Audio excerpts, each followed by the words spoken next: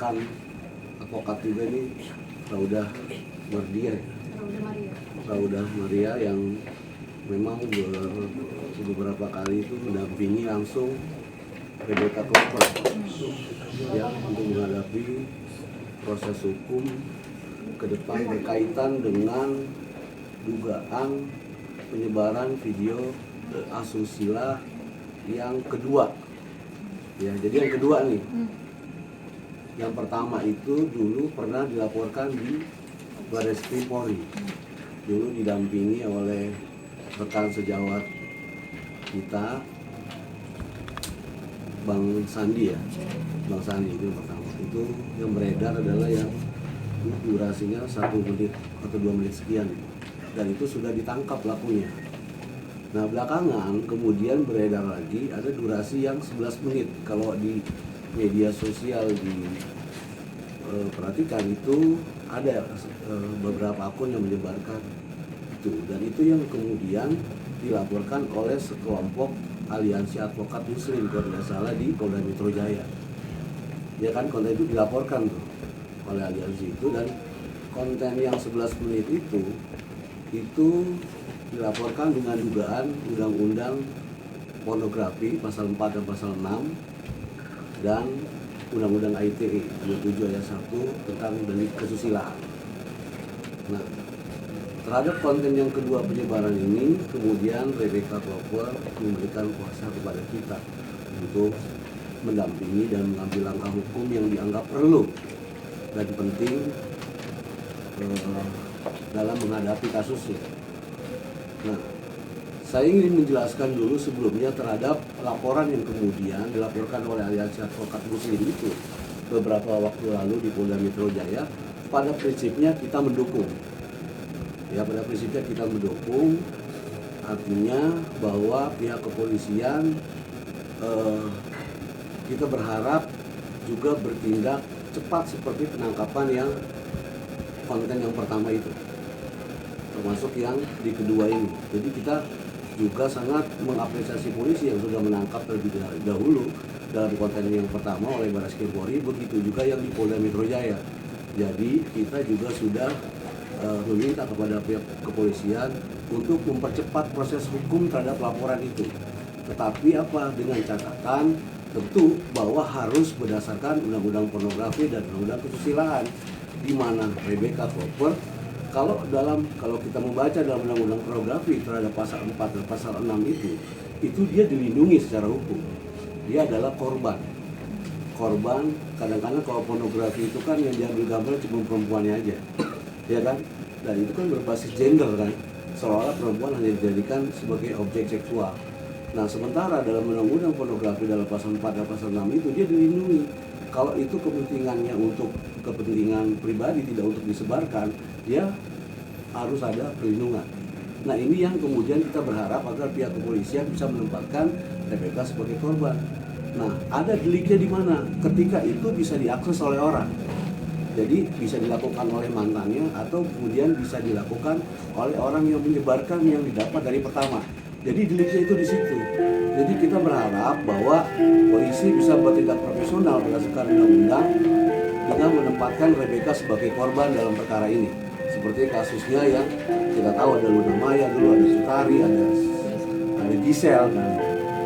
Nah itu jangan sampai kemudian justru malah terbalik gitu loh, malah merugikan Rebecca yang harusnya dimakan sebagai korban. Untuk itu kita mengambil langkah hukum dengan apa? Dengan beberapa waktu lalu Raudah itu mendampingi Rebecca ke Komnas Perempuan.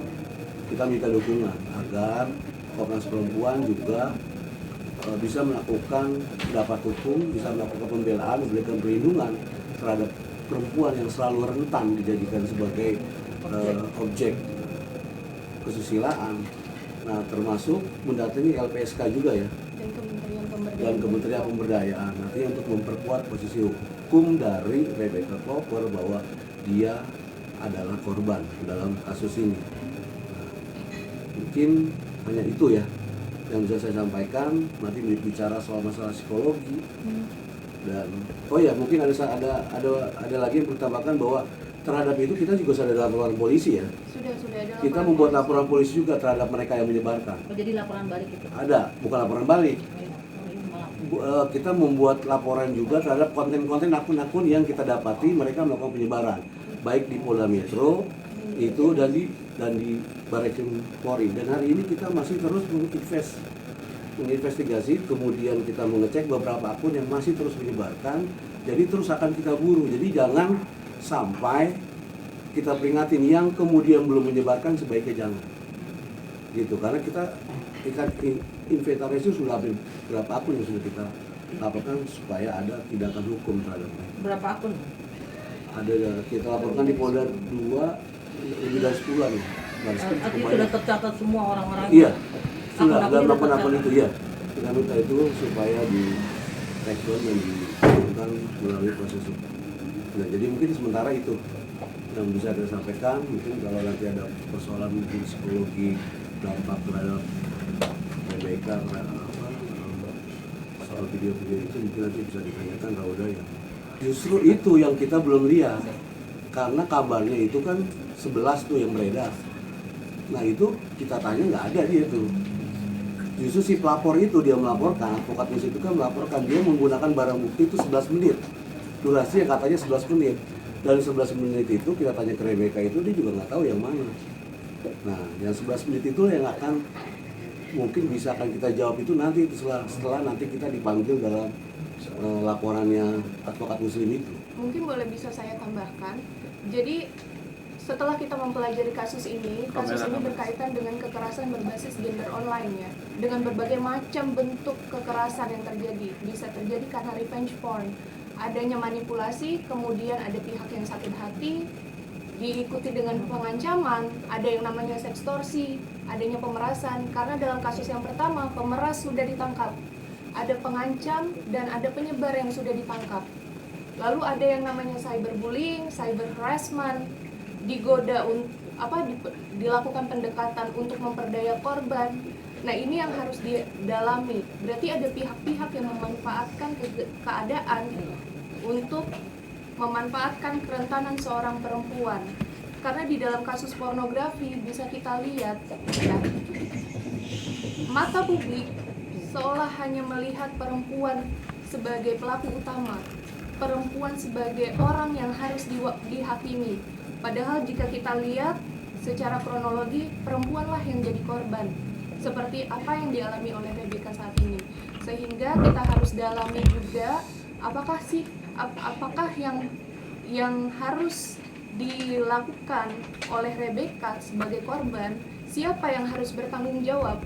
Orang yang sudah dimanipulasi, orang yang sudah ditekan, kemudian dihakimi, atau justru orang-orang yang dengan sengaja memanfaatkan keadaan untuk melecehkan korban, atau orang yang emang sengaja untuk menjatuhkan masa depan seseorang. Mbak, berarti dengan adanya kasus ini Rebecca sendiri merasa kecolongan dong, Mbak? Akhirnya videonya tersebar luas. Kecolongan. Kalau memang videonya dibikin untuk konsumsi pribadi. Sepertinya kita tidak bisa menceritakan secara utuh ya kronologinya, tetapi teman-teman mungkin bisa mempelajari kasus-kasus kekerasan gender ini sebagai satu kasus di mana ada manipulasi dan memang ada orang yang sengaja untuk menjatuhkan korban. Ya justru itu kita melakukan langkah bukan hanya kepada ke pihak polisian saja, tapi kita juga datang ke Komnas Perempuan ya, ke Kementerian Pemberdayaan Perempuan dan Perlindungan Anak, dan juga kepada lembaga LPSK yang concern terhadap kasus pelecehan seksual dan kekerasan perempuan. Karena dengan dukungan dan rekomendasi dari lembaga-lembaga yang terkait itu untuk mendukung proses ini bisa dipercepat, dan juga jangan sampai ada lagi pihak-pihak yang dengan sengaja menyebarkan gitu. Berarti kan ada motif. Video ini seperti dicicil.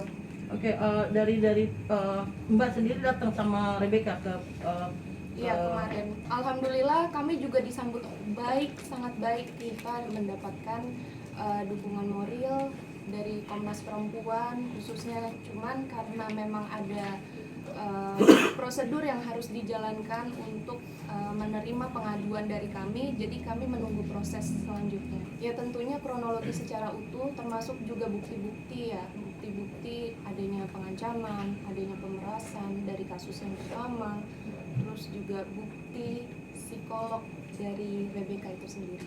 Alhamdulillah Rebecca saat ini sudah mulai bersosialisasi kembali. Rebecca sudah menjalani proses pemulihan pasca trauma yang dialaminya, sehingga Rebecca mendapatkan cukup dukungan dari keluarga, dari teman dekat. Kami juga selaku kuasa hukum mendukung supaya tidak ada lagi